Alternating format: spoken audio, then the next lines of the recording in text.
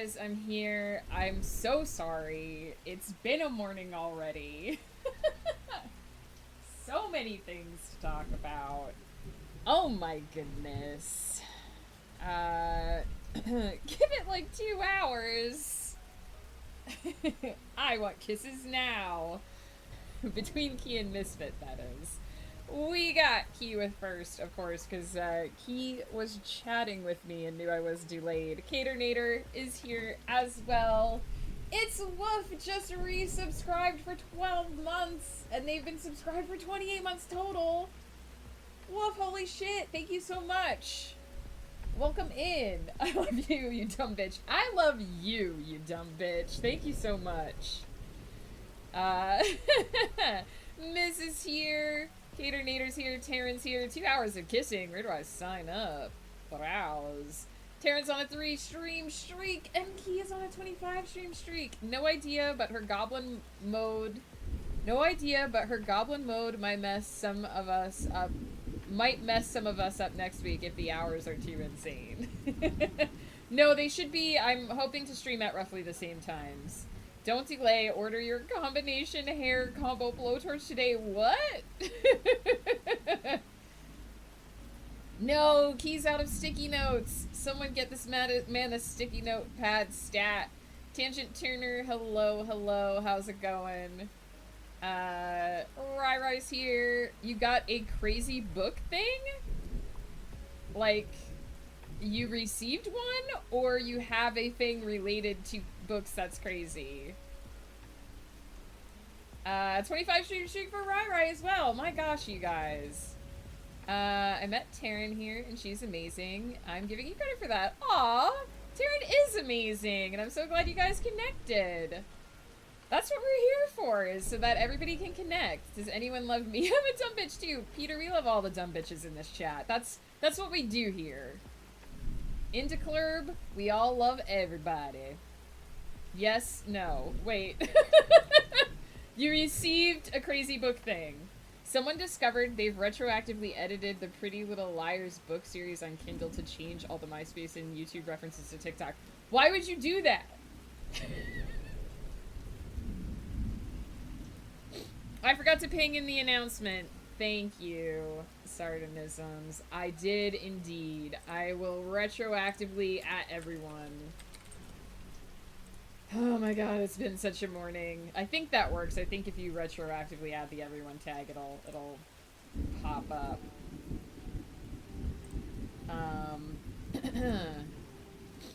To keep it modern, but it's also weird phrasing.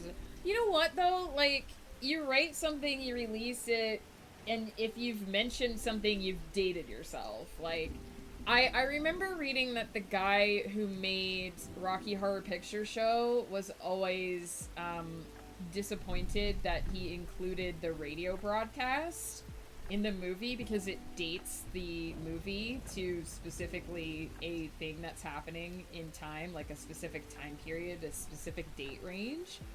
But if you've done it, you've done it. Like, you can't retroactively go back and change everything. You make your decisions, you tie yourself to a time period. And also, if you're making references to things like YouTube and whatnot, and you change it, then those things must not have been important details in your work, so why did you even mention them in the first place? Like, if you can just go in and replace all with something, you didn't really needed to have it in there, did you? Sardonisms, good luck with your meeting. We'll pop up, it'll show us an unread ping. There we go. I want to be the dumbest bitch like no bitch ever dumbed. Peter, we will love you no matter what. Oh, bitch across the land, dumbing far and wide. I love you, Peter.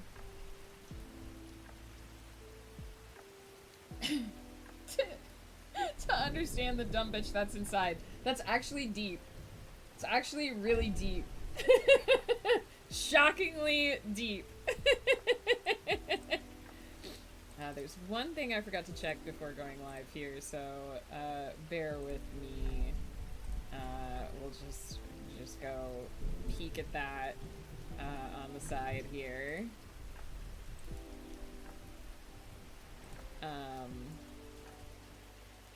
Just one thing I forgot to check while I was going through my messages. Ooh. Oh my goodness. I have so many things that are going on today. First of all, every time I decide to just trust my technology and just trust that my computer is going to make it, it does something weird. So Key received a panicked message from me this morning because I turned on my computer and the screen got bright and then it just kind of looked at me. Didn't pop up the logo. Just kind of, and I got to the point where I did the slow turn to my head because I was waiting for diagnostic beeps. I was waiting for my computer to be like, we're done. We're never talking again. This is it. This is the end. But then it did start. And I was like, okay. And one of the reasons I'm late is because I actually, one of the things that I did was I restarted. So I shut down my computer for about 3 minutes and did another cold boot, and it was fine. It started right up. So it didn't repeat the same issue twice. And then the second thing that I did was I just poked around a bit because I was like, what happened? And the other thing that was weird was I went to take a screenshot and it wouldn't work. And then I went to type a message to Key and it wouldn't work. So my keyboard wasn't working. So I had to unplug it and replug it back in. And then it was fine. And I seem to remember this happened once before on my old computer. I don't think it was on this computer. I think it was on my old computer, like a couple years ago. I feel like this happened where one day I turned on my computer and the keyboard wouldn't work until I replugged it in. I have that keyboard issue all the time. Does it make your computer take longer to turn on, Woof, when it happens? But I looked into it. I went into my event viewer and I found that it had logged a hardware event. And I looked up the ID, and actually for once Google was useful because it turns out that it probably was an event with my keyboard that happened during post. So for those of you that don't know what happens when you turn on your computer, if you hit the power button on your computer, it goes through the post, which is the power on self-test. What happens is it'll be like just pressing its own buttons, like just typing off forever until I unplug it. Oh, mine wasn't even doing anything. That's crazy. Mine just wasn't responding to the keys until I plugged it back in. That's crazy, but it does sound very similar. So when you hit the button on your computer to turn it on, it goes through what's called the power on self-test, or post for short. And this is where it basically just checks with all the hardware, and it's like, hey, are you okay? Hey, are you okay? Hey, are you okay? And it's just like making sure that everything is working the way it's supposed to work. And then it's like, okay, everything's working, and then it hands over to Windows, and that's when Windows starts the startup process. My computer, I know this because I've been peeking at my BIOS time in my startup for reasons. My computer usually takes about 9 seconds to go through that process. Every now and then it'll take about 11 seconds to go through that process. This morning it took 23 seconds to go through that process. A noticeable delay. Like I said, to the point where I was looking at it, waiting for it to be like, we're done here. But I looked into it. I looked into the error code it gave me. And it's a benign event that can occur very rarely.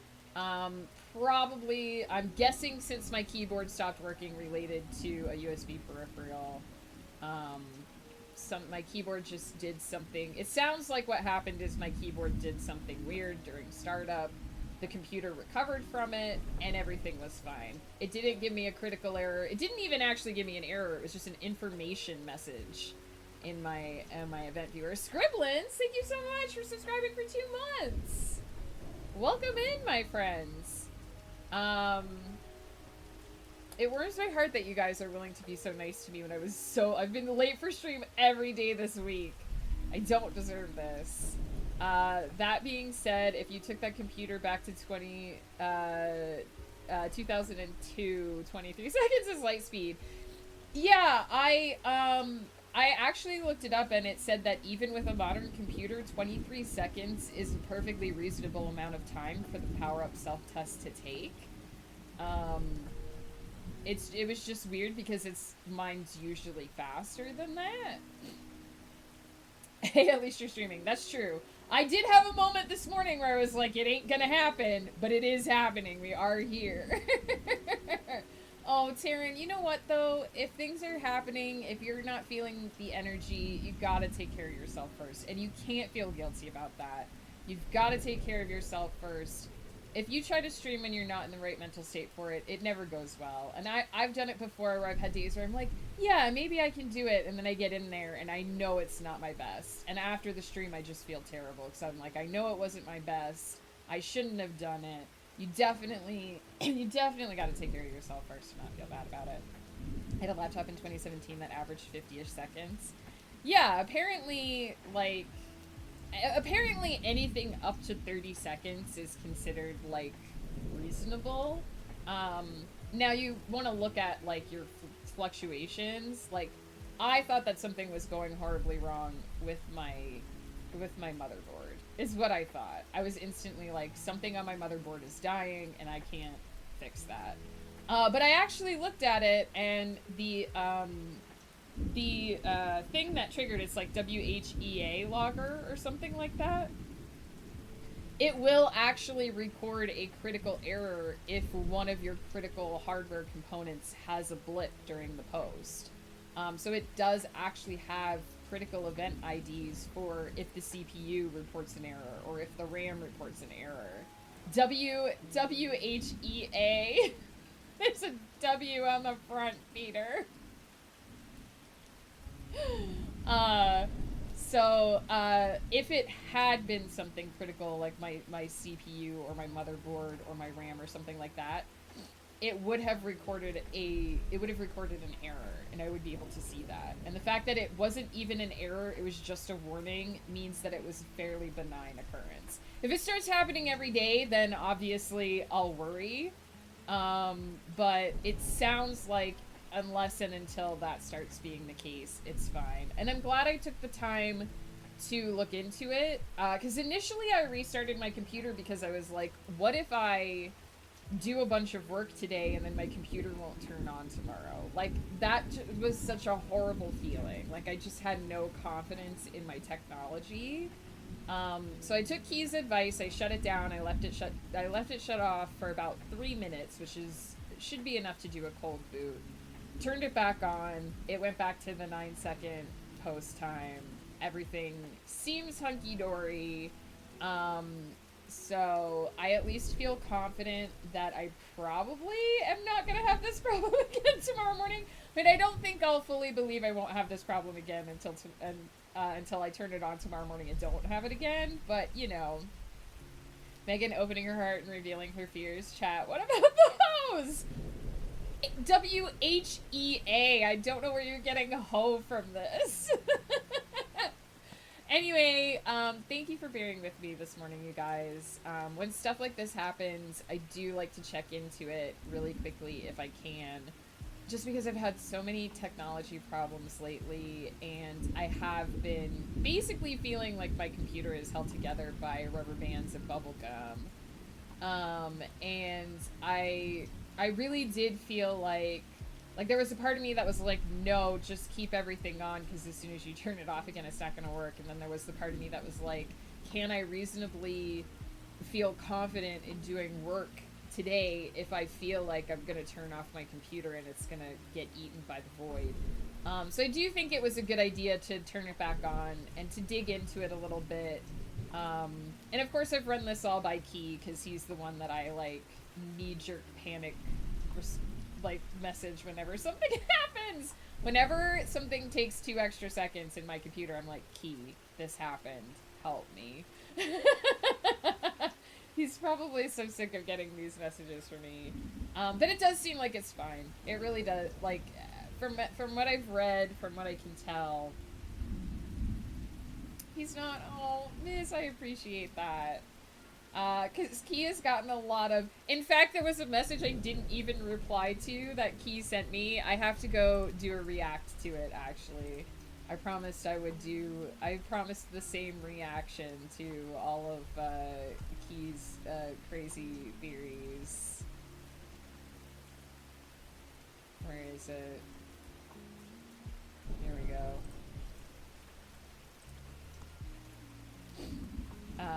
But I feel bad because just out of nowhere I'm like, there you go. I threw react on there, Key. You've got it now.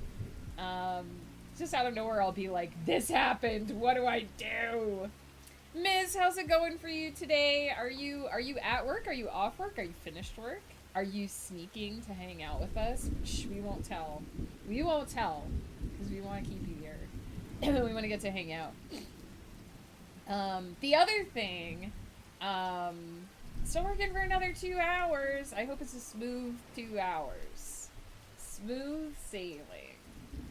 The other thing that happened, which is funny, is Ghost Pepper has been putting together a spreadsheet so that he can manage all of his like hobby stuff, because there's a lot of, let's just say, cost involved in model building.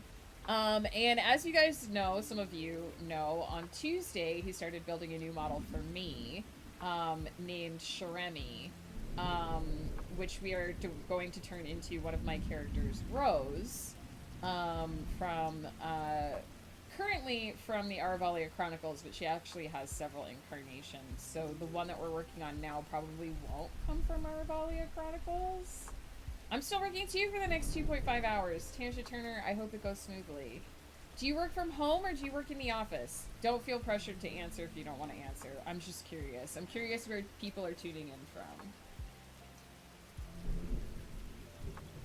But, so basically he started a spreadsheet and he's like, hey, anything that you find that you want to add to your projects that he's building for me, just put it on the spreadsheet. So I went through last night and I was looking at the 30-minute sisters. Do you cry in your bedroom closet or the supply closet? I just cry wherever I am at the time, Peter. Just openly and honestly. I don't hide that shit. You're at home today. Oh, that's nice if you're working from home. Do you get to work from home a lot, Ms.? I think I would prefer to work from home. I say working from home. Even if I went back to office work, I feel like I prefer to work from home. I don't really miss working in an office. She does! The little goblin that she is. Hey, the more goblin time we can have, the better. That's awesome. I think that's great if you get to work from home. It's so much more comfortable to just be in your own space and to not have to worry about thousands of interruptions from people walking by and just trying to chat you up when you're trying to focus. I've worked in an office before, Peter. It's not all it's cracked up to be. I have a hybrid schedule, 2 of the 5 days. Oh, that's nice! That's really nice. I'm glad. I'd ask if you enjoy it, but I assume you wouldn't do it if you didn't enjoy it. I'd have so many chores done and so many more hours in video games. I guess they kind of need you to physically be in the space sometimes, Key, to fix the computers. Just have them drop them off at your house. Have a little box that they put them in, and then you go out and get them, and then you put the finished ones in the box, and they come and switch the boxes every day. That'd be cool. But yeah, so, Ghost Pepper's building me a model, and he was like, hey, go through and find any, like, other stuff that you want for your projects. And so we're using, it's called 30-minute missions, or at least the 30-minute line. So Bandai has a group of models that they've put out, called 30 Minutes. And, so there's 3 sub-labels. It's 30-minute missions, 30-minute fantasy, and 30-minute sisters. And there are a bunch of different models, but they're all compatible with each other. So you can buy, like, 3 different models and mix and match the pieces. And so I just had a total stroke of inspiration last night of what I want to do with the model that he's currently building, and how I want to make her look. And it requires like 2 more model kits. But it's gonna be so good.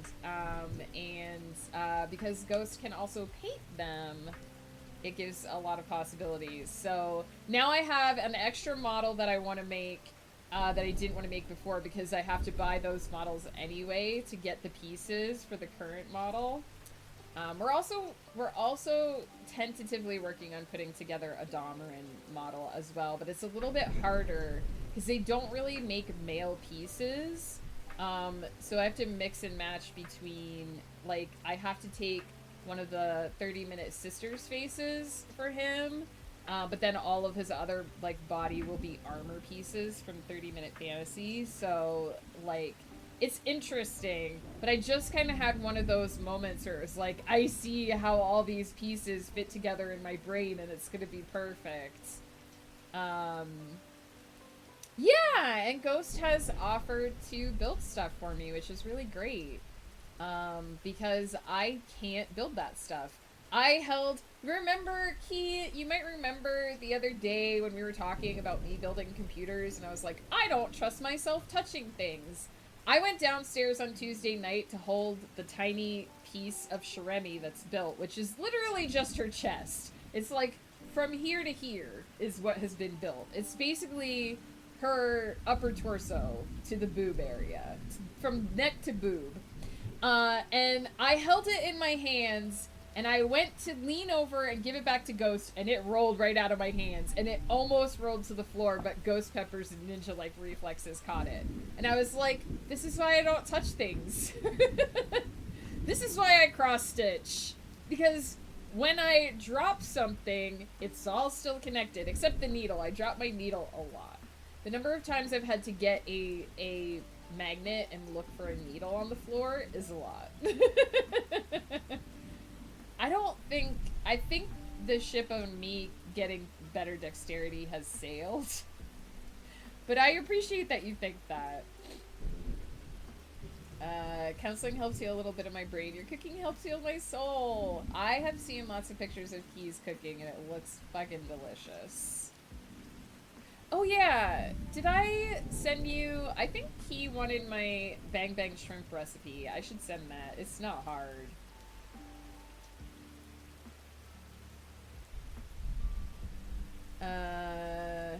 Hang on, I missed a bunch. I have a hybrid schedule. Pays well enough, at least. I go to counseling for the rest of it. Nice. Potential heavy thing. After I got diagnosed with autism, everything in life felt like it was becoming harder. So things like ordinary office job with ordinary people seemed so difficult and impossible to achieve. So I think working in an office is an ordinary human thing to do that I never can. Peter, I think that you could work in an office. I don't know that you'd enjoy it. I think that you could. I will. If either you or Keys sends me a quick message on Discord just to remind me, I will send it after stream. I might forget, so please poke me if I do. But Peter, I think you definitely could work in an office. I don't think you would, like, be incapable, but I don't think you'd like it. And I don't think even neurotypical people like working in offices. Offices are actually very disruptive environments because, you know, they call meetings all the time, or they, like, a person will just walk up to your desk and start talking to you while you're in the middle of something. And most brains, the way we work is we like to get focused on something and stay focused on that one thing. So every time you get interrupted, that puts you into multitask mode and it gets harder to get your focus back on what you're doing. That's why the Pomodoro technique works, is because you're blocking out everything else for that 30-minute time frame and your mind stays focused, but you come out of that focus before you start to reach fatigue. That's why Pomodoro works. Anyway, office environments are horribly disruptive. Like, people will just walk up to you while you're in the middle of something. They constantly have meetings over things that could just be emails. So I totally think that you could work in an office environment, but it's not necessarily as fun as it sounds. When I got this job, I was told I'd be in office 3 days a month after training, which is all in office. Those days get canceled for most of winter, and we're down to 1 to 2 days otherwise. Do you prefer... I'm assuming you prefer working from home, Sardinisms. when you start the office, can I come work in it? I mean, if I ever have an office for people, they actually do have spaces now in a lot of places. We have one here in town where you can just go rent an office space. You can just go rent like part of an office space. And so you'll be in an office building where it's just a bunch of small businesses, indie entrepreneurs, and that kind of thing who are just paying a small fee to use that space. And it's an office, but not everyone in it works in the same office. You can do that in a lot of places now. Working in an office is soul crushing. That said, as an individual with autism, it is possible. Real life friend has autism and is currently thriving in an office job. Yeah, it's offices.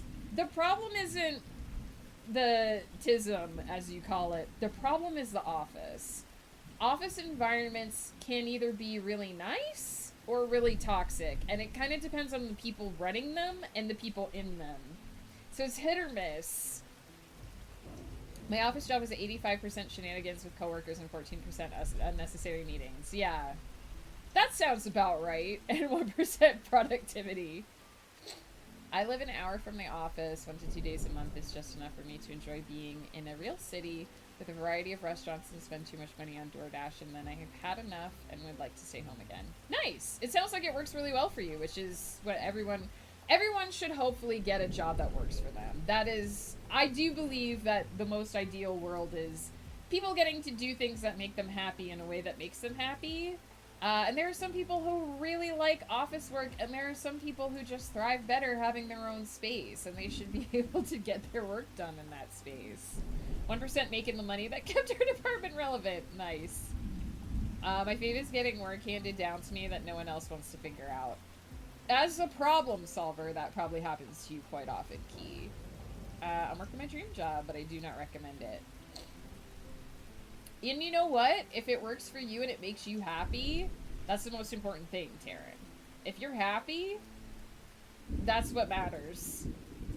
0% pay, no benefits, a boss who is either a cutthroat slave driver or completely absent. That sounds like my job. Except my boss is always a bitch. She doesn't believe in time off. Hope I'd be the charming, hilarious coworker that everyone would like. I mean, you are the charming, hilarious coworker when you're here with us, Peter. That's what's important. I do have to do, I'm looking at the clock and realizing that we do have to do some work. So let me, the animations are gonna freeze just for 1 second here, because I did not get a chance to set up my file before we came in here this morning. So let's get everything, set up. Hooey! My Little Domerin, episode 8, act 2. Save to the desktop. Excellente. And here we go. I do just want to peek quickly. I believe I remember where I ended this one. What I want to do for the start of this chapter is a little bit tricky, because I want to do, you know how like in cartoons there'll be like a montage? I want to kind of do the narrative version of a montage, which is really tricky because who narrates that? So we'll see. I did see that, Peter. I didn't get a chance to read it. I'll look at it after stream. I'm assuming I'm bracing for sad news, but thank you for sharing, Peter. I have it on good authority that my boss loves you. That bitch. You know, my boss and your boss should talk more, Taryn. Maybe they can chill each other out. Yesterday, my boss did let me leave early to play video games, so that was pretty chill of her. Nice! Fist bump to your boss. Got added to an email chain about a kid not getting his stuff synced correctly across the system, so I'm trying to hand it off to me. So I look into the data source and notice no one scheduled the kid for classes. No wonder he couldn't do anything. Someone didn't do their job. Good lord. Gonna need you to repeat everything you've said since stream start. Short version. My computer took extra long to turn on today and gave me a heart attack, but it's okay. It turned out it's fine. It was probably just a weird random glitch with my keyboard that I hopefully don't have to worry about, question mark. My computer, and in some ways my life, feels like it's held together by rubber bands and bubble gum, but here we are. Last night I got bitten by the itch that my husband possesses of building models and decided to add a whole bunch more models to the list of projects that we're doing so I can have more pieces, parts for one specific model that we're working on right now that I almost dropped but didn't. And now we're gonna start work. I think that was it. I think that was mostly what happened. I sent back screenshots of the lack of schedule with a whole lot of miss you energy. Alright guys, I am going to take a quick break to use the restroom, get my brain settled in for work. We should maybe switch back to my room. We've been in Domerin's room all week, and I just kind of feel like we should be in my room for a little bit. So yeah, if you would like to choose a location, I mean, if anyone chooses, we can go back. If someone redeems going back to Domerin's apartment, we'll go back to Domerin's apartment. But, anyway, if you'd like to choose the Spirit Companion, the activity, or the location for the first sprint, go ahead and redeem those now. There's 3 redeems for each, so you can go ahead and if they all get used up in the first hour, they all get used up in the first hour. But if you'd like to redeem one of those, go ahead and do that so that we can get that set up and get started. We did also discuss the pros and cons of office jobs versus self-employment. And the fact that office jobs tend to be horribly disruptive. Can be fun if you work with good people, but still horribly disruptive to focus. This is where I remind you guys to get up, stretch, move around, grab yourself something to eat and or drink, especially if you've been sitting down the whole time you were waiting for stream to start. And I will be right back to get you guys some much needed clicky clacks.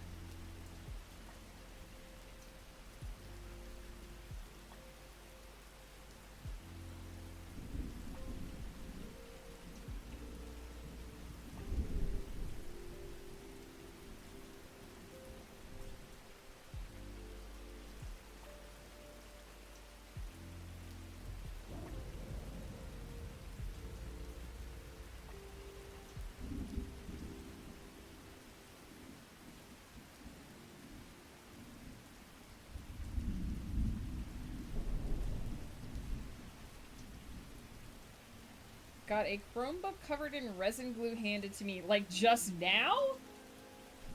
I don't think that's gonna come off.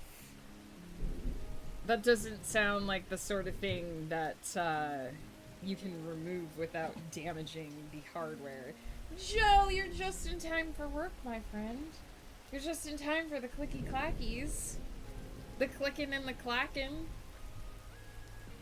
And the having a ball.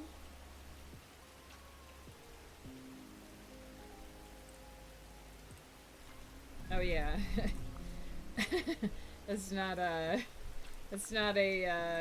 good it's a good Domerin position. I don't think he would ever lay like that. I don't think Domerin would ever do that. Oh my goodness. You haven't we hung out with in a while. We have not hung out with this sweetheart in a while. So let's do that.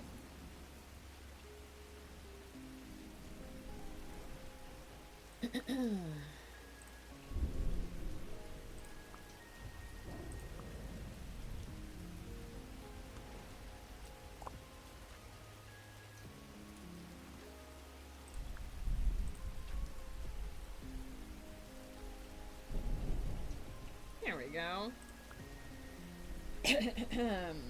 Alright. We've got a burb. We're settled in.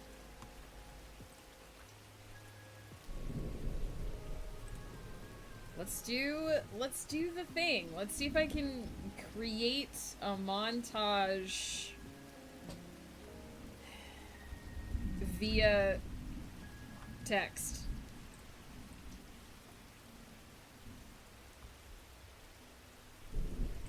Joe, how's it going? You streamed late last night, my friend. You were still going when I got off my computer. Proving my theory that you're already on Pepper Patch International time.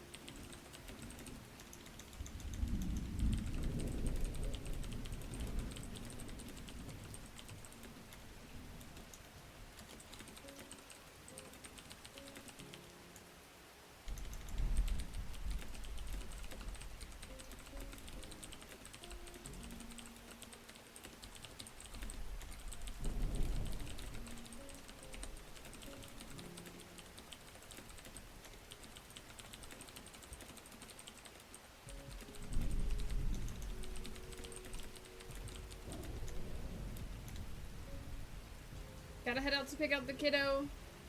Taryn, thank you for hanging out, sharing your insight with us. We appreciate you.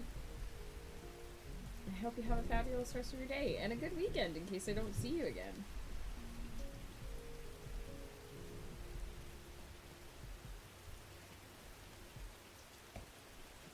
Joe was catching up on Waifu's story last night.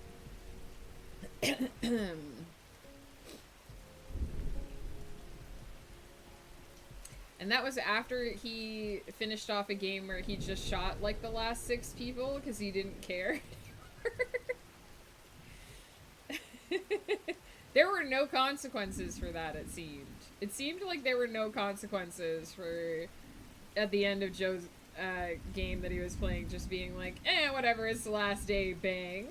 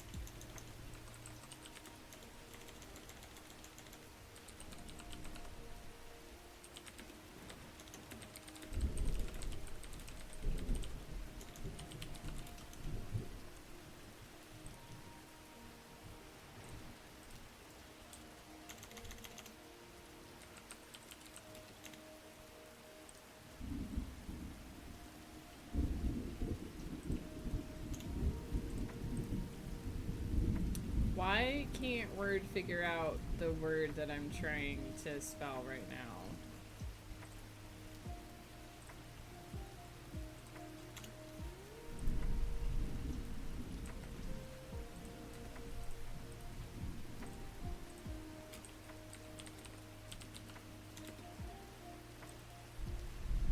There we go.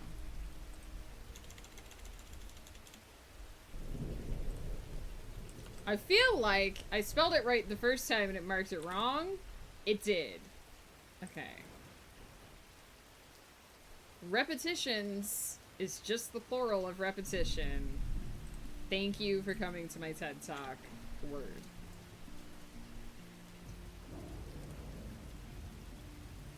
Sent a cursed Chromebook pic.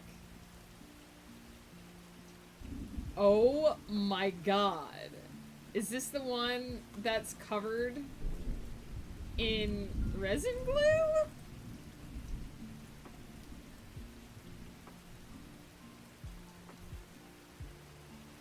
I don't know how to feel about that. What's wrong with this one? Aside from everything.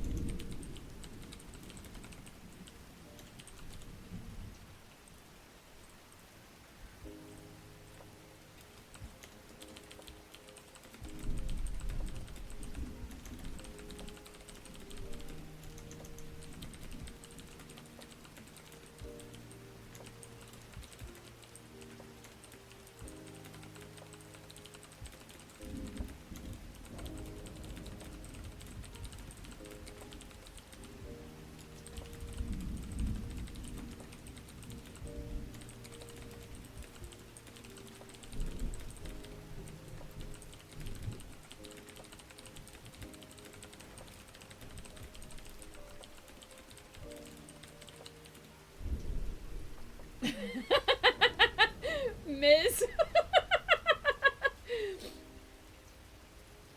Something to do with Chris. Oh boy. Do they have to give these back at the end of their time in high school? I'm assuming they don't get to keep these computers belong to the school, right? So that how are they gonna get those stickers off when it's time to give the computer back?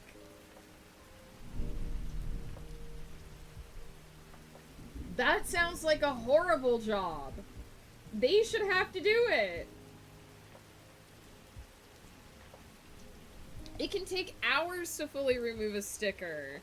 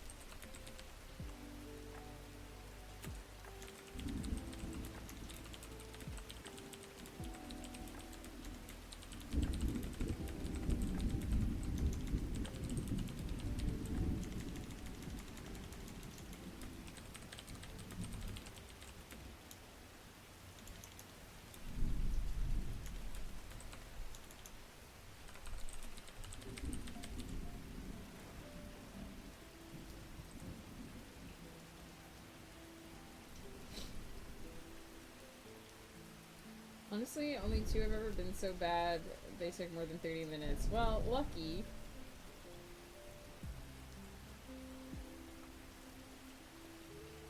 That sounds ominous. Did you key? Are you the administrator?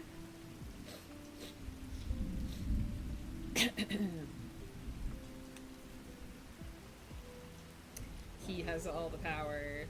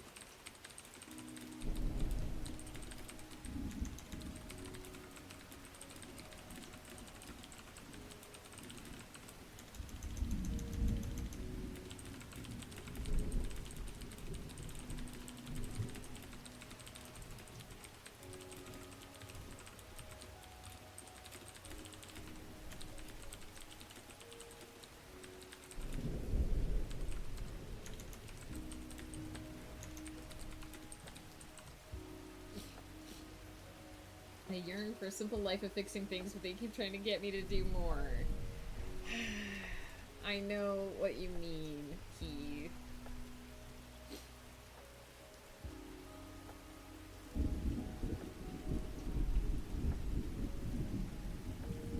I yearn for the simple life of not having to fix my technology, but the universe doesn't like that, apparently.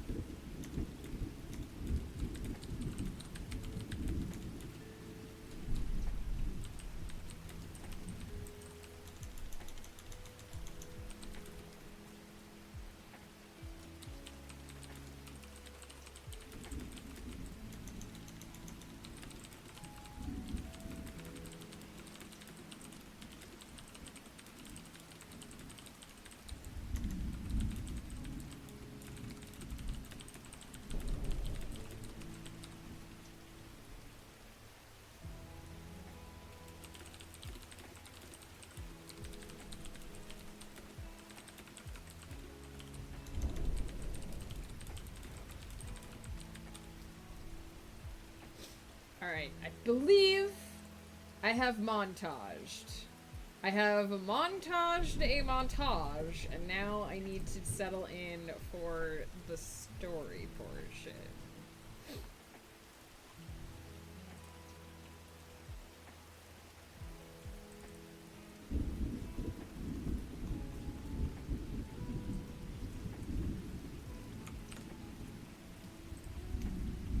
Sometimes you montage, other times the Taj mons you. It sounds strange, but I like watching science videos for new scientific discoveries. I mean, that makes sense. And then I take the researcher's last name and I make their great-grandchildren famous in my future setting. Hell yeah! Hell yeah! That makes perfect sense to me. I also just like science.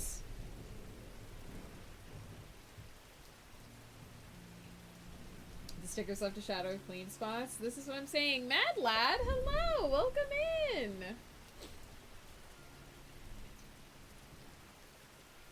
And if you touch those areas, they're probably still slightly sticky.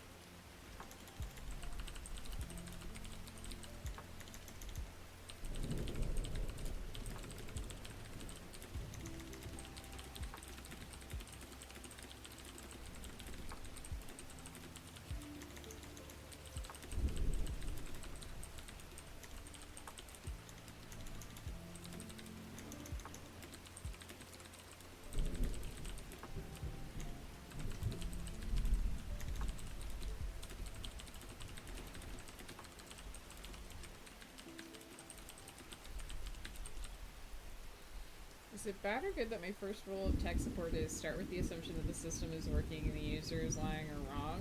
I mean, I usually look for things you can replicate, right?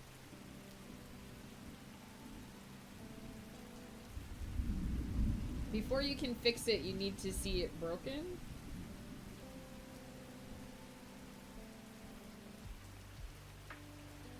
And you need to know that it wasn't a fluke.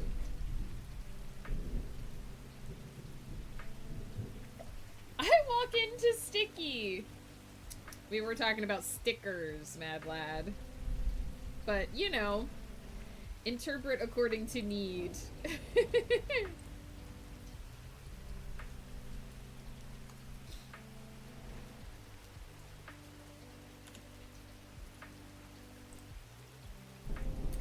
Alright, that was 1,370 words on our first sprint.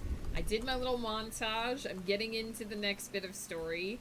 As usual, I haven't skipped as far ahead as I wanted to, but I do think I'm getting it. I do have a kind of very rough outline of what I think the rest of this story should be, and I'm hoping it'll fit into a certain number of chapters, but I guess we'll find out. Chromebook is clean. Which one? The sticker one or the resin one? Did you need to pull off those particular stickers today? Oh my god, you can still see it. I can still see through Chris.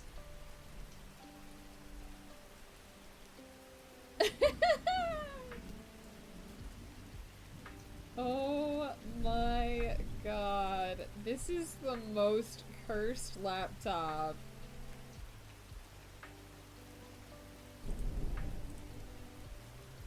Congrats on Sprant. Thank you. To each their own, and to all, good night. Bows with flourish. I can't breathe. I can't unsee it. For those that don't know, we were all late today, Mad Lad. I was super late today. For those that don't know, Key sent me a, can I just show it without, hang on. Can I show it without showing anything? Okay, I can. I think this won't show anything that's not,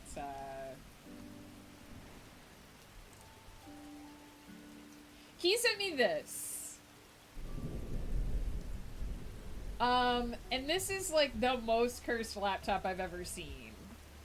If I was a teenager and I received this laptop, apparently this is what it looks like after the clean, which I can still see some of it. And if I received this as a teenager in high school as my laptop, I might be disturbed. Why did they... Here's my question. Here's my question. Is that somebody went to the trouble, whoever put these stickers onto this laptop, they went through the trouble of removing the T. They put these stickers on here, and then they removed the T. And also, whatever was here, and there was an L here too, I guess.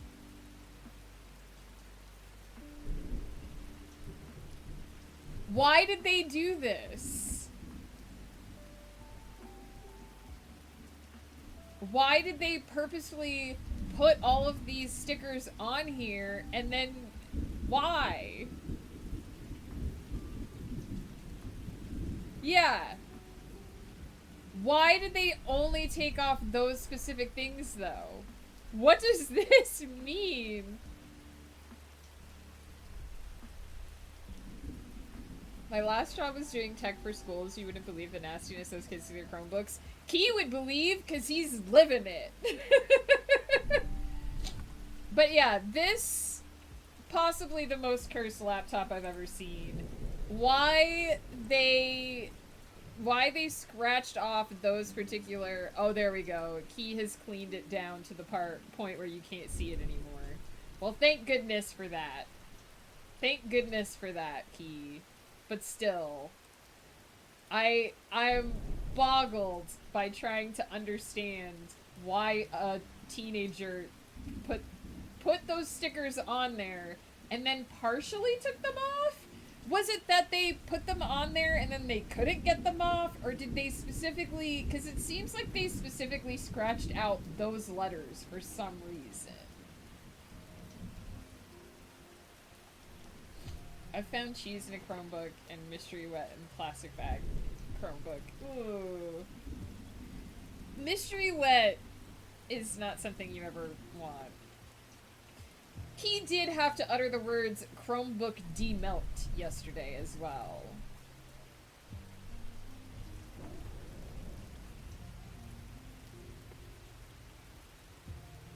The letters are too perfectly aligned. It's because my mom did it. Well, it could just be one... I assumed that it was just one sticker that says, I can do all things in Christ, and then they just scratch parts of it off.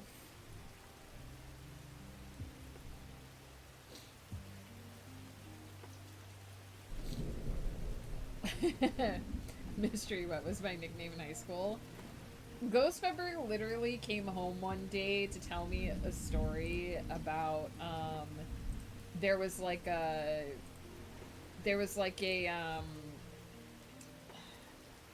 spool of ribbon that got passed around the school.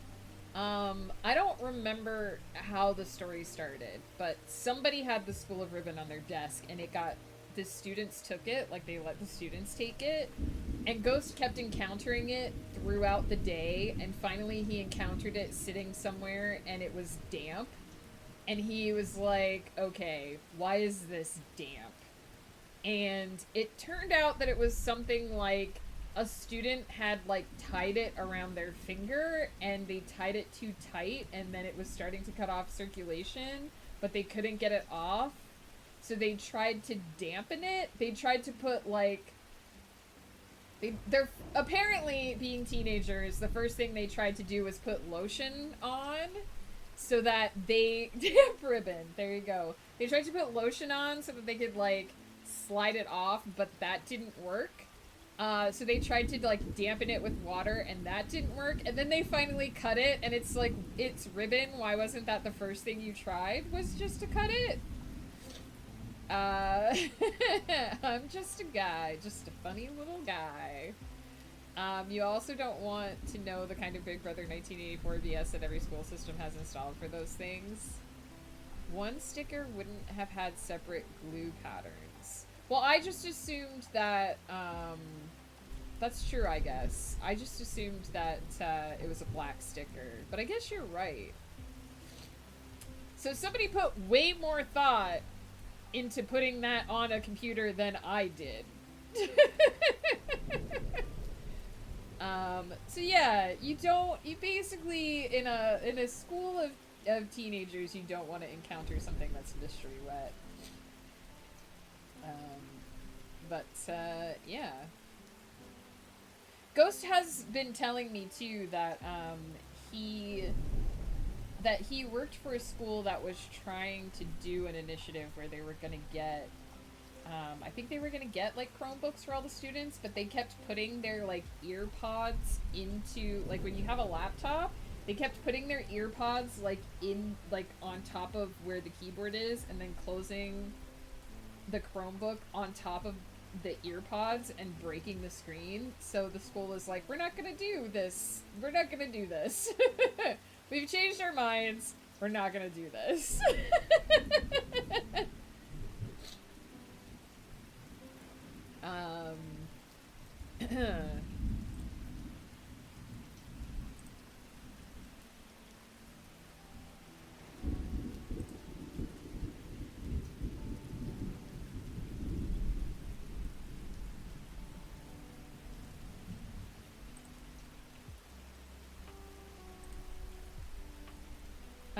So yeah, That's a thing. That's a thing that happens, apparently, when you give teenagers laptops.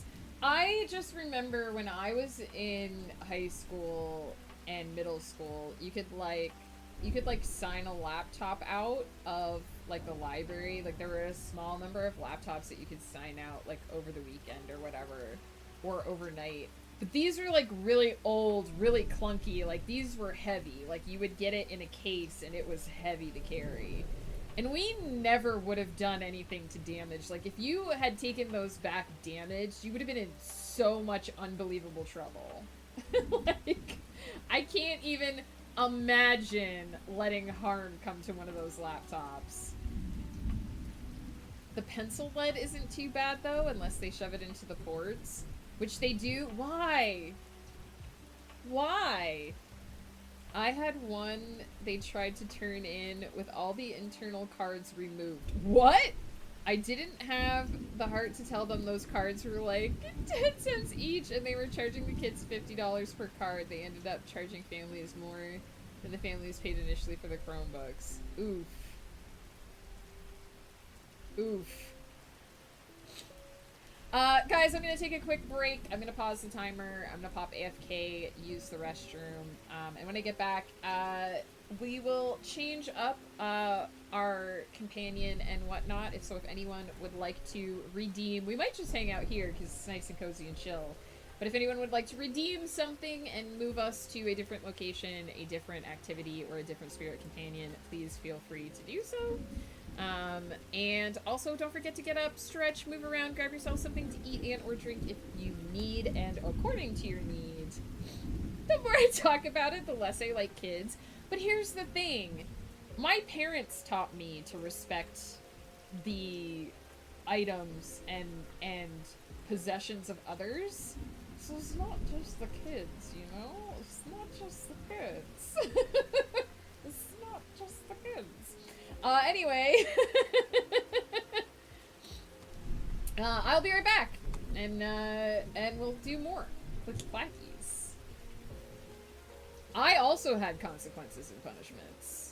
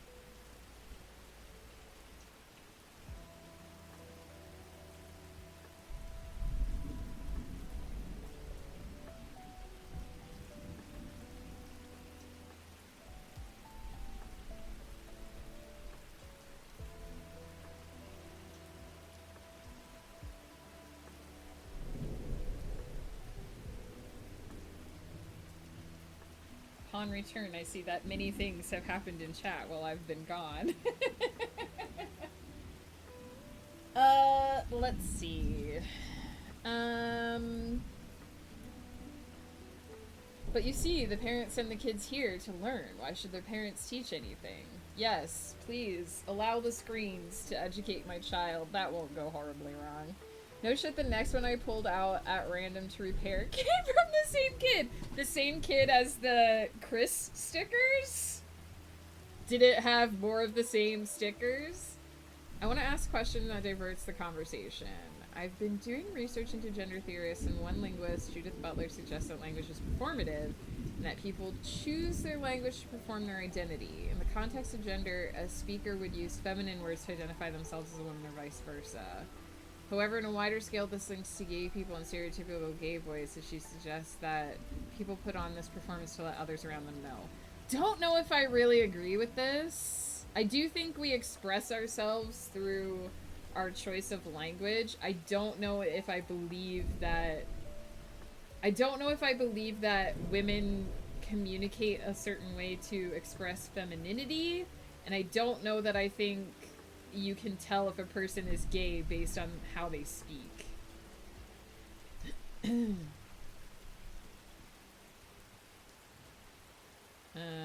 But something about it to me just feels limited. I don't know. I feel like there's a lot of bias involved in those kinds of studies. Pickles!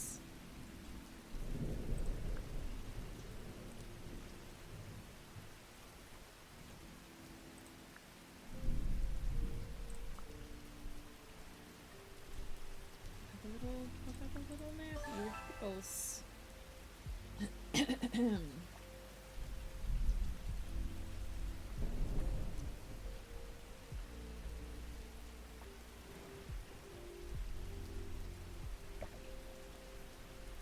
Actually, let's go over to the I think a lot of language is regional. I think it has a lot to do with like where you grew up and how the people in your area communicate.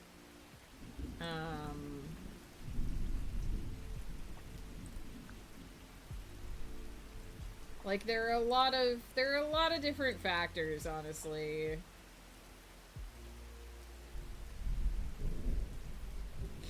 Apparently we're just in red zone today. Like I feel like being in a red place.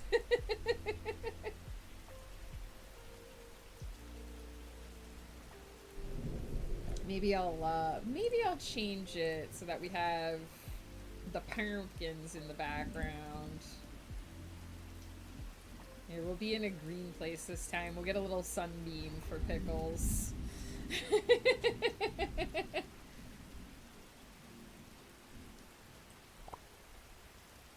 But honestly, I don't know if I know enough about language to really comment on this sort of thing. I mean, obviously, the way a person speaks is an intentional, at least partially intentional thing, because we think about that as writers. We think about the voice in which our character speaks. And my characters speak distinctly differently, even sometimes in terms of narrative prose. Some of my characters sound very differently on the page versus different other characters. And gender is a factor in that, but I don't know how much I believe that, like, gay men instinctively use a feminine form of communication in order to indicate that they're gay. I don't know if I believe that. You had the wrong number call and the call back for a teammate today. I don't know what the trifecta is, but I bet it'll be the next call I get. I feel entitled to some easy calls that I can auto-close on account of my first call came in before I could even type GM to my team. Is it one of those days, sardonisms? We have those days every now and then. Everybody has those days.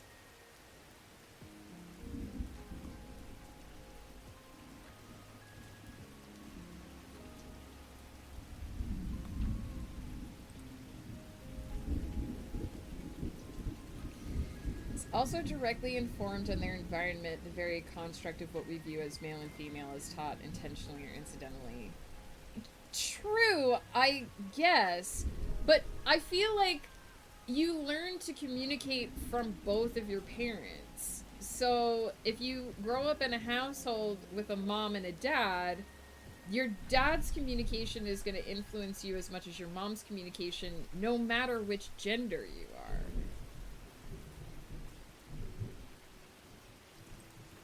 I think the performance is more of a metaphorical sense. Gender is not so much a static identity or role, but rather comprises a set of acts which can evolve over time. I guess, but I feel like that makes it sound like, I don't know. I don't know if I like the way that's worded. I think that your identity is something intrinsic to you that you feel naturally comfortable within, and you express it in various ways. And I feel like that makes it sound like your gender identity is a performance that you put on, and I don't know that that's right. In the UK during the 1960s, 70s, and even into the 80s and 90s, in TV and film, that kind of voice was stereotype and signified a character was usually gay, and that became a part of the culture in mocking and derogatory form. Derogatory. Yeah, I mean, I know that there was a tendency to use gay coding or gay voice for villains because it tended to be more expressive.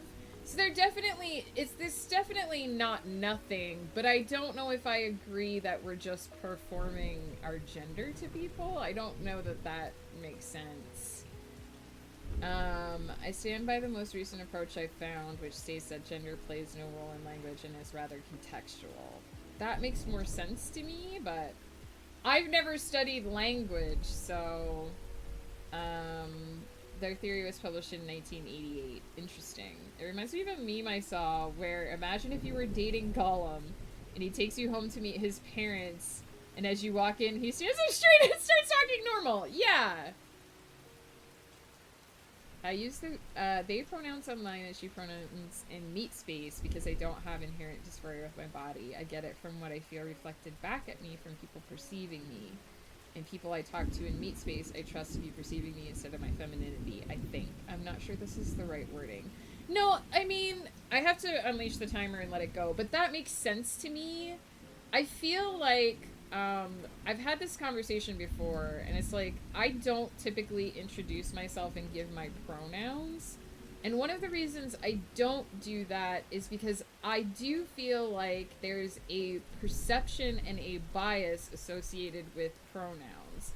And I feel like identifying yourself instantly as, like, hello, I am so and so, my pronouns are she, her. I'm putting a label to myself right away and in an upfront space, and I don't necessarily want to wear my femininity as my primary label. Just like when I'm introduced to people, like when Ghost Pepper introduces me to people, like he's very careful. Like he often has to say, "This is my wife," like because he's introducing me to his coworkers. But he's very careful not to make that my sole identity. He's not identifying me solely as his wife. He makes it clear that like I have a personality and accomplishments beyond the fact that I am his wife. Being his wife is part of me, but it's not my full identity. And I feel that way about pronouns. I feel like I don't want to be fully encompassed by my femininity. I want to be able to be who I am without having to be the first thing someone thinks of when they hear something associated with me. So I feel like saying I use they, them in this space because it prevents people from instantly creating a perception of me when they have only text to perceive me is very fair. Because we do make snap decisions based on text and pictures and, like, the first thing that we see of a person. And it's very fair to want to be able to express yourself and be discovered by people without being instantly labeled something because of a word. Any word, really. And I know that this is a very complicated topic, and lots of people feel different ways about it. For me, if somebody misgendered me or used they them for me, even though it's not like the pronoun I use all the time, I wouldn't be upset by that because I also don't have body dysphoria. But I also understand that there are people that do have that and do care very much about not being misgendered. And I don't think that that's bad either. I don't think it's bad that if somebody wants their pronouns to be one of the first things they say so that people understand what's important to them and how they identify themselves. I get that too. And so really, I think the best thing, as usual, is just to let people express themselves in whatever way feels comfortable for them and to go with that flow. If someone tells me that their preferred pronoun is they, them, I always instantly go with that. And if I forget and if I slip up and my brain does the thing, I always try to be like, "Oh, I'm so sorry. I'll get it right next time." I feel like people can tell when you're trying to let them be themselves and when you're trying to force them into a box. And I feel like as long as you're not forcing people into a box, you're good. I just assume neutral they them as default since so much of my work has me encountering people with impossible to categorize names. And that's fair too. I try to default to they them until someone tells me otherwise too. Incoming as a statement, but as a broadcaster, it's very important for me to get someone's pronouns correct, especially because I work in an artsy space, so something I'm very aware of and will ask. And that's fair. Like, if you are concerned about it, if it's important to you, you should ask. That's fair. I never get mad at someone for asking me my pronouns. Even if I don't offer them up front, I'm never gonna get upset at someone asking me asking my pronouns.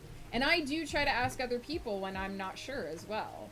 I think that's fair. Just me personally, I don't introduce myself that way for personal reasons.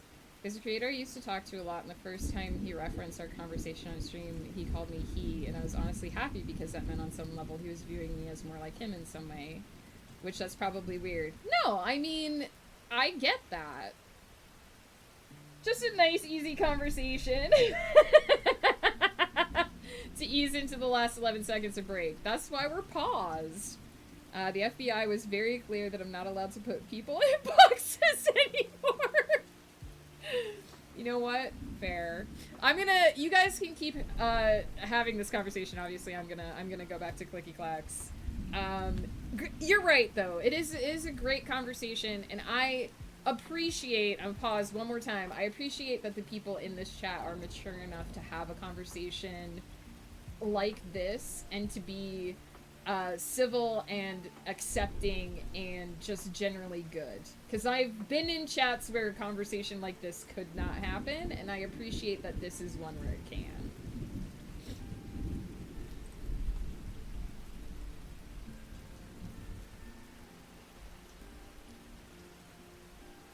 They can't complain if they don't find the boxes. I will catch up on the rest of the conversation at the next break.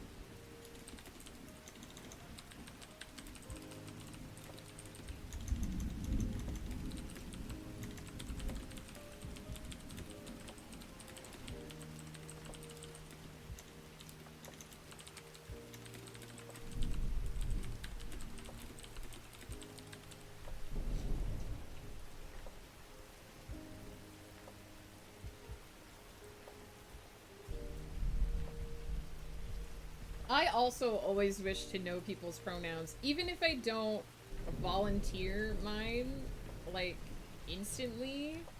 Um, I always want to know what, like, it's the same with names. Like, I always want to know what name someone prefers to be called by. I always want to make sure that I am making the other person comfortable. For me, I'm pretty chill. If you call me by one of my names, I'm cool with that. I don't like being addressed directly by my last name. That annoys me.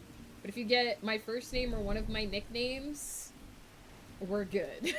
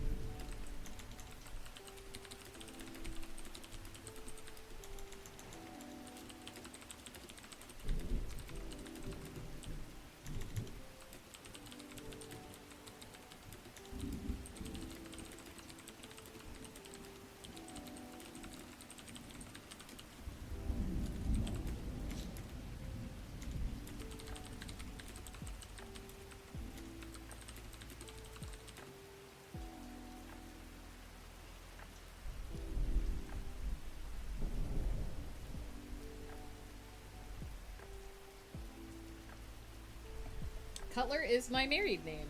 I did change my name. But I don't like. I think it's rude to call someone by their last name. I know that sometimes people use that as a form of endearment, but in the past I have been referred to by my last name in a mean spirited fashion.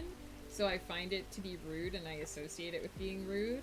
I do have characters that do that in a camaraderie fashion, and I accept that that is a thing that some people do, but I don't like to be called, I don't like to be addressed directly in an in-person face-to-face setting as my last name because it feels rude to me.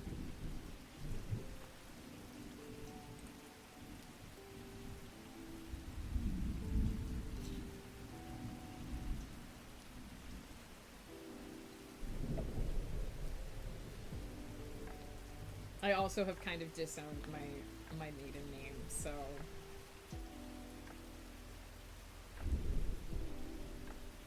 that's a great way of putting it, Tangent Turner. Humans have preferences. Those preferences do not follow pre-described and absolute rules from person to person. And that's why it's so important to let people express what they want and to go with what they want. Like, just let everybody do the thing that makes them comfortable, and it's fine. Like, I know there are two Mr. Cutlers at Ghost Pepper's school. And I know that sometimes they just address them as Cutler. Let people live, exactly.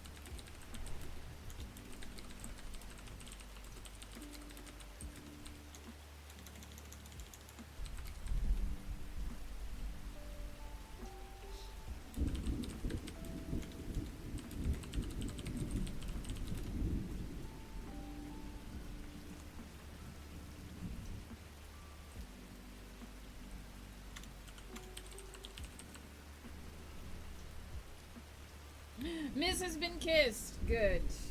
Very important.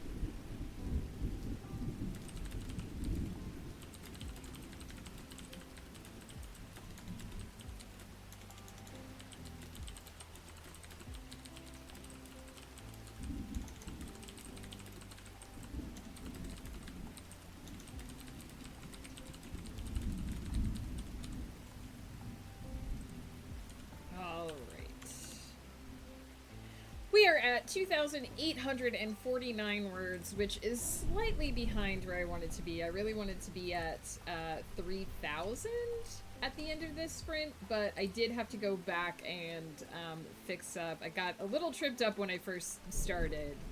But I do think things are flowing now the way I want them to flow. I have one more event that I really want to fit into this chapter, and hopefully I've given myself enough space to do that. But I'm pretty happy with this so far. It's not exactly what I intended to do, but it's getting there. It's serviceable. Gotta scroll back up.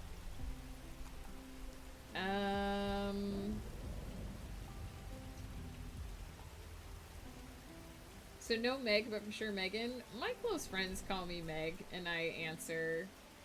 I don't know if a total stranger could get away with calling me Meg, but I answer to it. I also answer to Striker and Starborn equally. When I was in middle school, my French class did pen pals, and I learned the awkward way that Lillian can be a boy's name in French, and that's why when I see someone getting hissy about other people disclosing pronouns, I think they need to be semi-publicly embarrassed in some way. I never,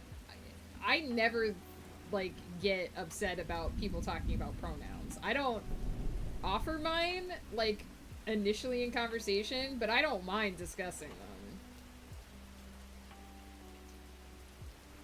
I personally wish to know the pronouns of the besties so I don't insult or upset anyone, because in P-Pits we all fam. Spicy McSpice Face. I might not answer to Spicy McSpice Face just because I'd be confused. If someone called me that, like, in public, I would be like, what? Paper wads stuck in the charging points are also a little adventure. Oh, that sounds awful. I just realized I don't know. Oh, I answered that one. There will be a burger in the Megan Cutler Museum and Memorial Barbecue stand called the Spicy McSpice Face. Appreciate. I think the only issue I would have with pronouns is... saving that again. I think the only issue I would have with pronouns is if I'm referred to as a she in the context of face-to-face, because I'm not typically perceived as hard to gender, as well as my name being masculine by nature, so if I'm being called she, her, it feels like it's purposely disrespectful. Yeah, I think you can usually tell when someone's doing it accidentally. And versus trying to be a jerk about it. I'm so used to be calling she straight to my face, I really notice. Is that because you have longer hair, Key? We used to do it because there were literally 5 guys I knew called Ross, and the only way to know which Ross was to last name them. And if they were cool with that, then that's fine. I was called by my last name by someone who was really nasty when I was young, and I punched him in the face.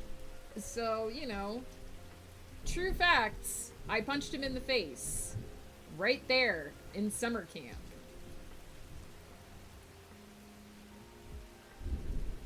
Attraction, name, pronoun, what they order from Chinese takeout down the street that you worry is not chicken. Yeah, let people do all the things. I was gonna ask if you would be more comfortable with Ms., Mrs., and then I realized I wouldn't know which one to use. Mrs., I usually use Mrs., but also as an adult, I think it'd be weird for anyone older than like 12 to call me that away. I'm just curious because I like being perfectly clear on all things. I usually go by Mrs. Cutler.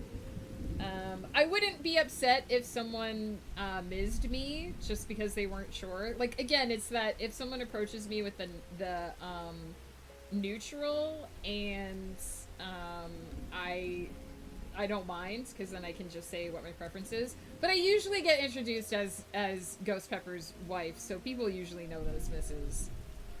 Perfect is a human construct. It is not an element of our actual existent reality. Agree. Never strive for perfection. You are chasing infinity.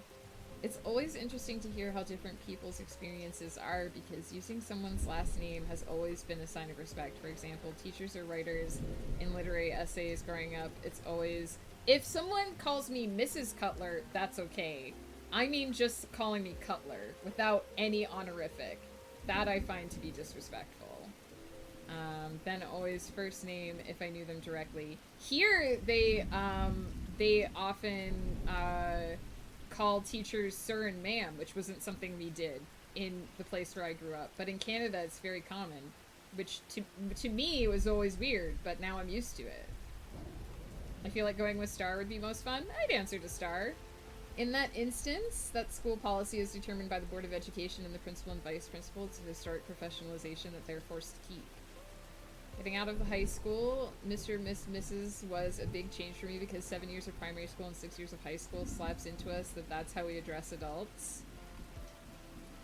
When I say I like being Claire and everything, I mean my mom used to get annoyed with me because I'd ask her where she was going before she left the house, and I was like, if I don't know where you're going, how do I know when it's normal to expect you back and when I should worry? And she's like, I'm just going to the grocery store. I'm like that, though. I like to know about what time to expect a Ghost Pepper home, and then if he's like an hour late, I start to worry. I will worry if I don't know. They had it explained to me by a teacher I call Steve. He yelled at me in front of class, but when he took me out into the hall, explained to me that he doesn't have a problem with it, but there are rules even he has to follow. Interesting. When I was through college, I had to ask my school friends' parents if I could call them by first name because it was so weird and alien. Because one of them was my math teacher for a year, but more importantly, both of them were the parents of my friend who I'd known since I was 10. That makes total sense. Because it's weird to call a teacher by first name. You train yourself not to do that. My most memorable moments as an adult is when I last saw my old headmaster. He'd become a family friend since high school, and I was interviewing him. And I was like, for the first time in my life, thank you, William. And it felt really nice to make that connection as an adult to go from student to teacher. For sure. I just did half an adult thing, and instead of trying to explain a thing over text, I went, this is a mess over text, can we have a screen share tomorrow morning? This is only half adult because I didn't just directly call the guy, but to be honest, this is a mess in any circumstance where he cannot look at the thing I'm trying to explain. That does make sense. I feel like that's the adult thing, to say, hey, we can't text this, let's look at it. Didn't say you were getting upset, it's just something I think about when I see social media sometimes. Got ya. I'm just catching up on chat, so I apologize if I'm rapid fire. I'm just now getting to everybody's replies to what I started talking about. You guys talked a lot during this sprint. I rarely ever have short hair, and it's majestic. Hey, I appreciate guys with long hair. Points at Domerin. Speaking of names, should I have a pen name? Oh my gosh, that's a whole other conversation. Should I choose one that's not the same as my online name? I plan on being offended anytime someone doesn't say underscore. That's a whole other discussion. Let me get caught up on chat. Ooh, I think I'm almost caught up. I know in the context of school it's mandated, it's just been a thing that has been applied to me naturally outside of the environment. I call people by their last name as a form of professionalism, or as stated in a literary essay. And I mean, that's fair. If you mean it respectfully, that's fine. Kids are asleep. Welcome in to a crazy conversation. How's it going? For me, it's sir or miss. I don't know if ma'am is common. Miss, I think they do as well. Sir or miss. Sometimes ma'am. I guess it is usually sir or miss. Don't know if ma'am is common in Britain because I don't hear it, but I swear that ma'am is British stereotype. I think ma'am is like for married, but I guess they don't usually necessarily know. I need to cut my beard back like considerably. Do you? Should you use a pen name? This is a complicated thing. The short answer is if you want to, yes. It just depends on if you want your real name associated with what you're writing versus not wanting your real name associated with it. Your author name becomes your brand. So keep in mind that if you're creating a pen name, you're creating a persona to go along with that pen name, and that's what you'll be branding is a persona versus like me, I publish under Megan Cutler. My brand is myself. And I can just be myself, and that's cool, because that's my brand, is me, myself. My weird little self. If you're planning on writing into very different genres, like say if you plan on having an erotica pen name, and then having your real name or another very different type of thing that you publish, then you would obviously use a pen name for the erotica or whatever, and you would create the brand of erotica person. Spicy McSpiceface is mine. Spicy McSpiceface. As to what name you choose, something that sounds good to you, something that you are okay with your work being associated with. There really isn't a lot to it. It comes down to personal preference and what feels good to you and what you want, is the short version of that conversation. There's not really a wrong way to do your pen name. If you want to have a pen name, some people choose a more neutral sounding name like Megan Cutler, very feminine. There are some people who won't read my books because they're written by a woman. Screw them, middle finger to them. I decided not to care about that. There are a lot of cases of people choosing a pen name to sound more gender neutral. K.A. Applegate always wrote under K.A. Applegate when she wrote the Animorphs because it sounded more androgynous, less feminine. People might have thought it was a guy. She later started publishing under her full name, which I believe was either Kate or Catherine, when she got popular enough. So it really comes down to what you care about most. There are a small number of people who won't buy a book if it's written by a woman. That sucks, but you can choose to care about that, or like me, you can choose to be like, screw it. If people aren't going to read something written by a woman, then they aren't going to like my work anyway. Bye. Tangent Turner is my brand. I'm sorry, Tangent underscore Turner is my brand. Go for it then. I don't refer to people, I look at them with intent and they get it. I love the idea of a pen name, but I know I would regret a pen name I've chosen. Choosing what name to be associated with your work is, I think, the hardest part. I am going to pause time because I need to use the restroom terribly. If you would like to redeem something for the next sprint, get those redeems in now. I will switch things up quickly when I get back. Sorry it took me basically the whole break to catch up on chat. You guys chatted a lot while I was tippy-tap typing, but I appreciate that. I appreciate that people can have those conversations here. Like I said, I mean, there are so many cultural things that are associated with our names and our identities and how we express those things. And I think that it's important to talk about those things because we should let people breathe. We should let people be who they are and be comfortable in that skin.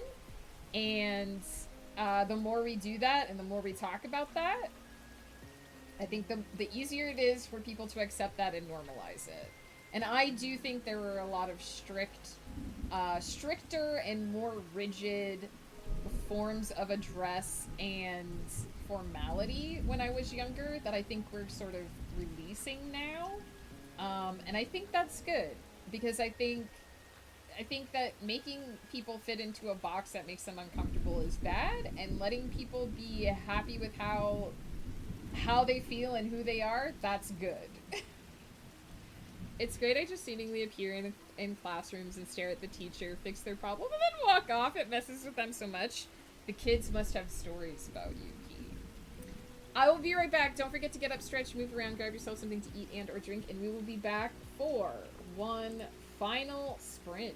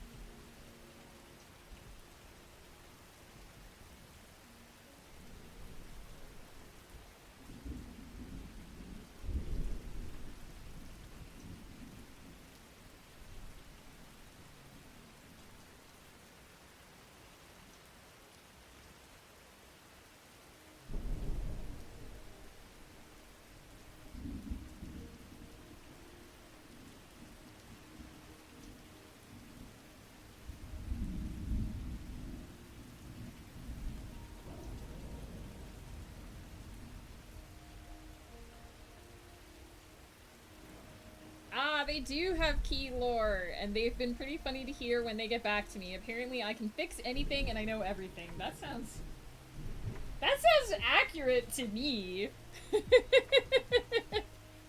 Sounds accurate to me. Ask me sometime about the board game designer who tanked his career by publicly admitting he misgendered trans people on purpose. Oof. But also, he should have had his career tanked over that.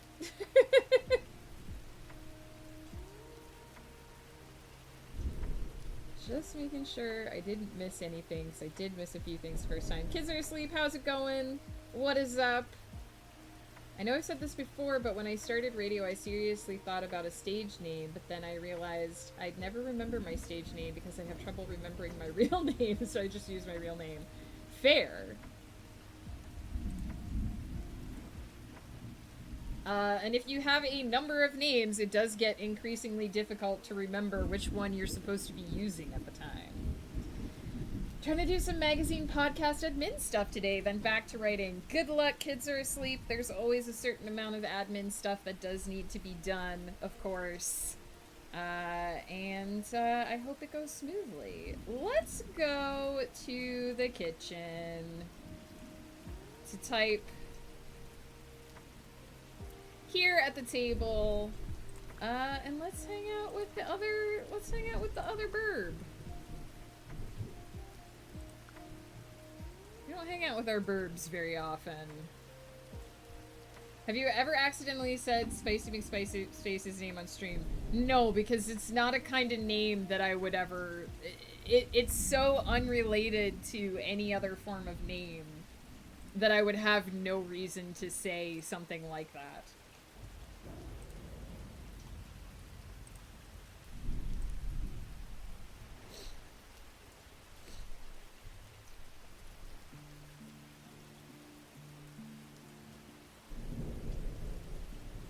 It's not even a name similar to, like, any people I know.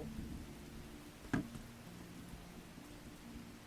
don't remember half the spirits unless I'm looking at them. Same sardonisms. That's why I was like, let's do something that we literally haven't, like, even mentioned recently. Have they said if there will be more save slots for avatars with the new DLC? As far as I know, they haven't not said that they'll be releasing that.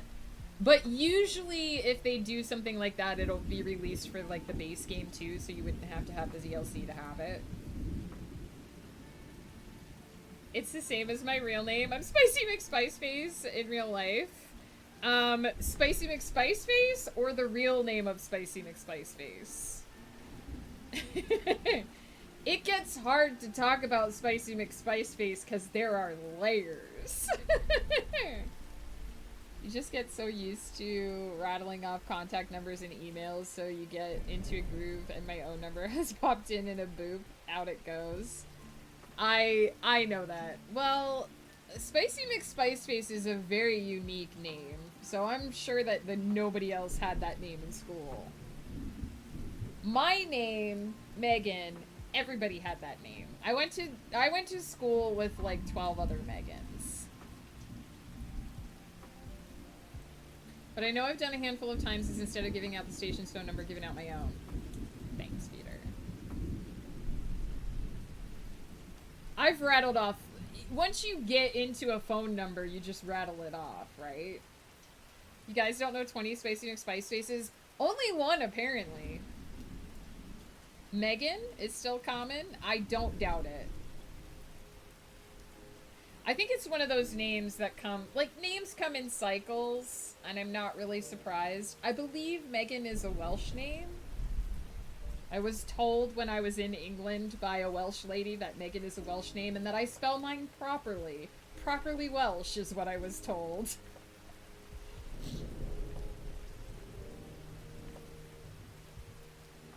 Joe, what are you up to this morning? Oh, I'm sorry, Spicy McSpiceface, what are you up to this morning? My name is Welsh too, nice!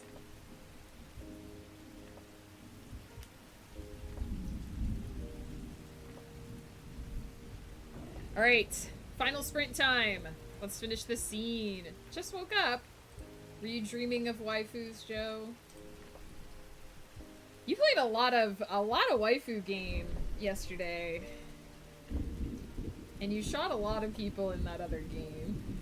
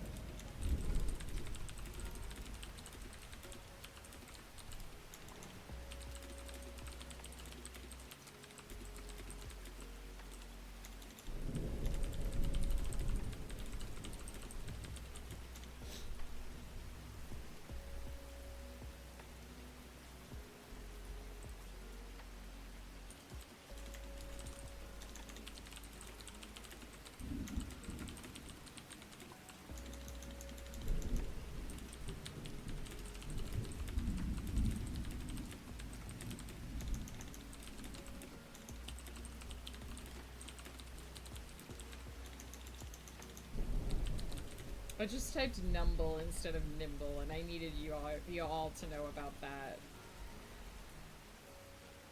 They were zombies when you shot them? The house centipedes, no! Joe, is every entry burn it and move? Is that what it says for literally every bug? Burn it and move? They were going to become...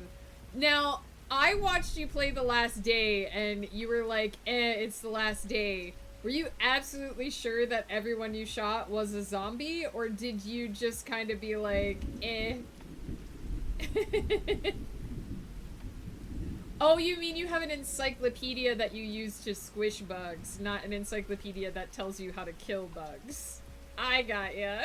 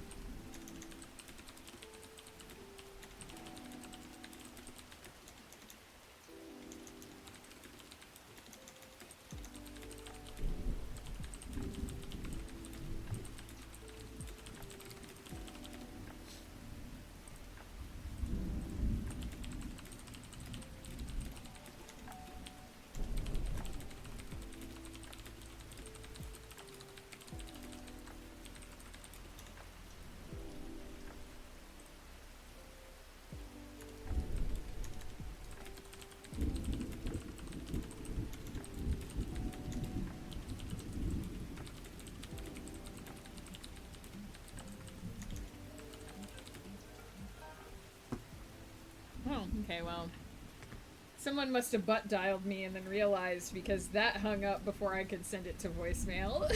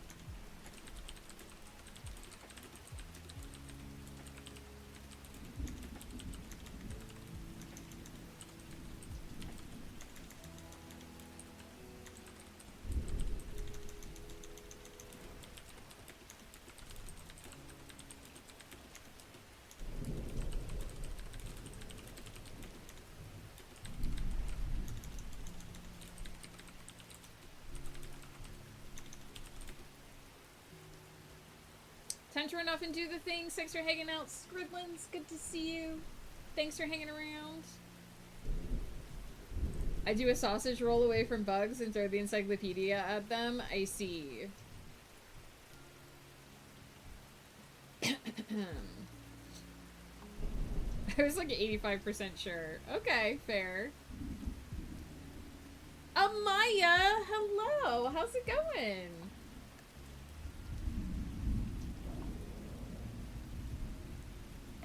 Yes, my theme was made by the lovely Bardow. Oops. Shout out. Bardow, lovely member of our community, made this theme for me custom.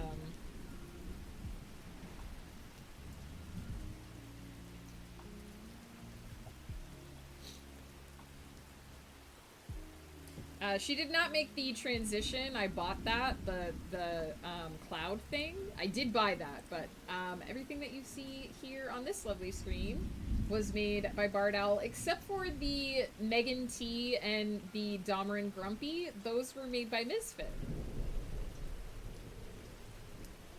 Those were emotes for the channel that were made by Misfit.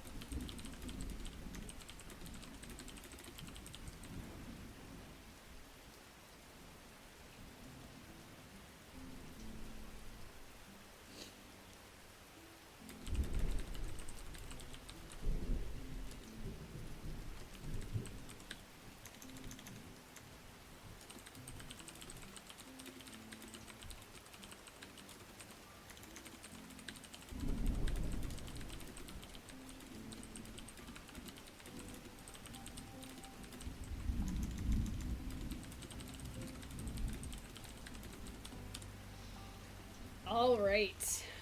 I have finished.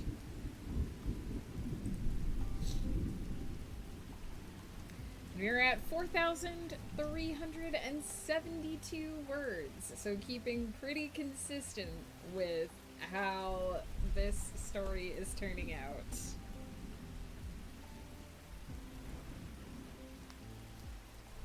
I need to get her to do more. You mean Bard or Misfit?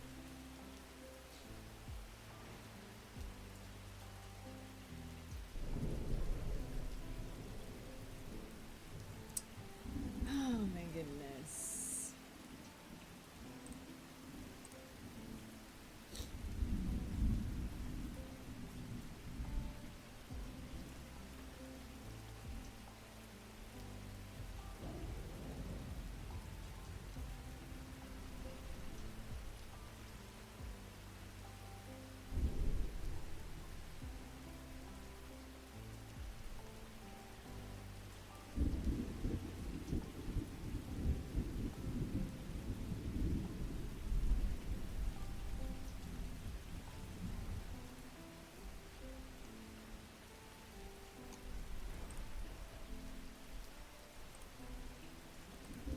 Miz, I have no control over Bard.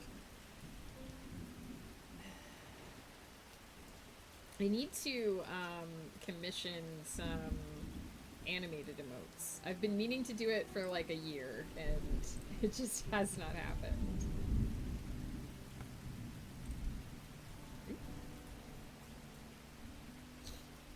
What I'm going to do now, though,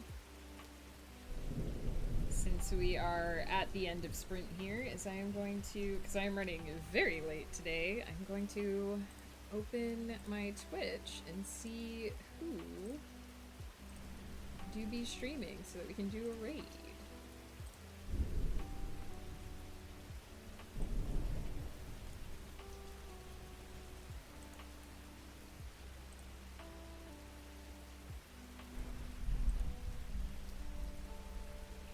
Who we got around today? Welcome back! Who we got around today? Gonna head out and tweak some Twitch stuff as well. See ya, Tangent Turner. Thank you so much for hanging out. Appreciate you. I appreciate seeing you. Appreciate talking to you. And that goes for everybody.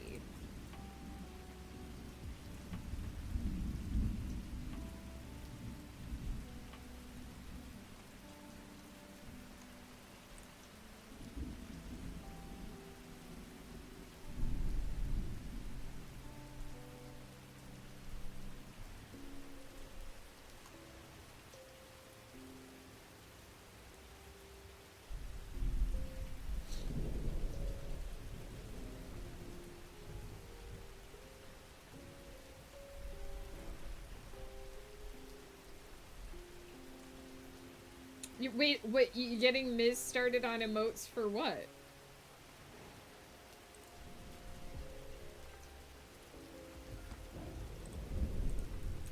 Let's go hang out. I think this might just be a sprint lobby. I don't know if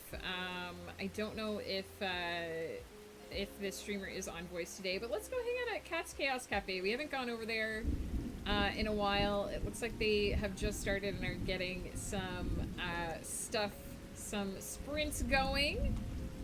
So let's drop in there. You said you wanted emotes, and she wants to make emotes. Don't I need to, like, get her commission rate and find out what she wants to be paid? And thank you guys for hanging out. I do just want to take a moment. Pie's here. We'll do those pie drays as we wrap up, but I do just want to take a moment and thank everybody. I know that I was chaos this week. I was late every single day. There's been so much going on. I appreciate you guys bearing with me and taking the time to hang out and still be around, even though I have been horribly late and dropping the ball this week. So I appreciate that.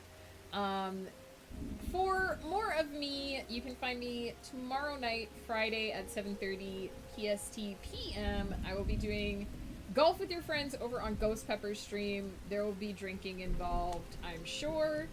So that will be happening. Also, Saturday night at the same time, 7:30 p.m. PST, I will be hanging out with Woof for Cozy Chaos. Next week, I will not be working, but I am planning to stream Wednesday and Thursday. Wednesday, we will have a craft stream. Thursday, we will have a game stream. They should start at roughly around the same time I usually start, but you've seen how that goes this week, so we'll see how that goes next week. And then the week after, we'll be back to a more regular and hopefully on-time schedule. Hi, I love you, but I gotta go eat.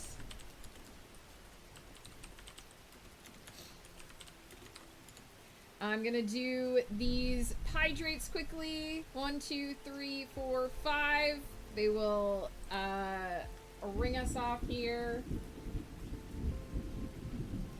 1, 2,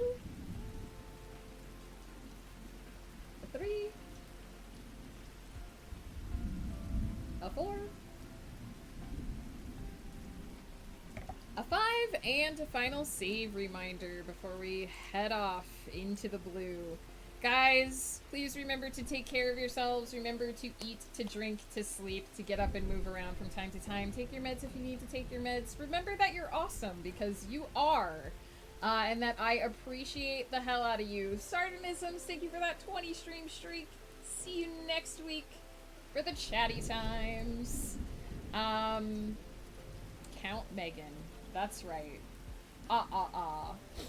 Guys, you're the best. I say that every time because it's true. I love you so much. I wish you all the productivity, creativity, and relaxivity until I see you again. Please remain fabulous.